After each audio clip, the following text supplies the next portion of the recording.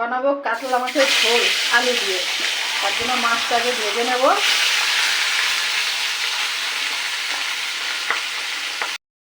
মাছগুলো ভাজা হয়ে গেছে, মাছগুলো তুলে নিলাম।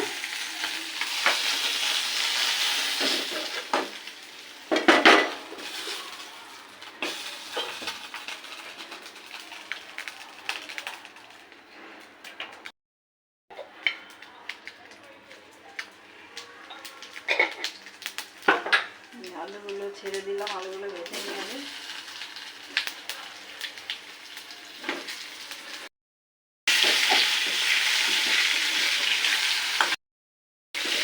আলুগুলো ভাজা হয়ে গেছে, এবার একটু আদা বাটা, টমেটো বাটা,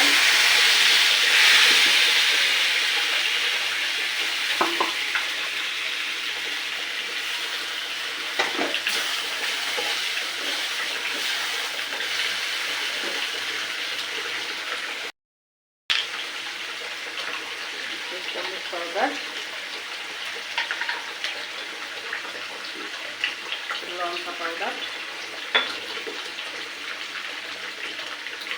ধনে পাউডার,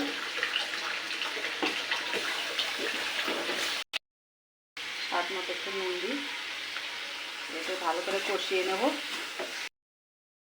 আলুটা ভেজে নিলাম লাল করে, এবার একটু ঝোল দিয়ে দেবো।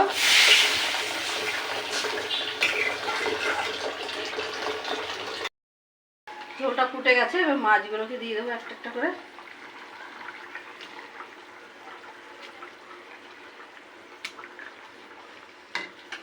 একটু ধনে পাতা দিয়ে ছিটিয়ে দেবো উপর দিয়ে।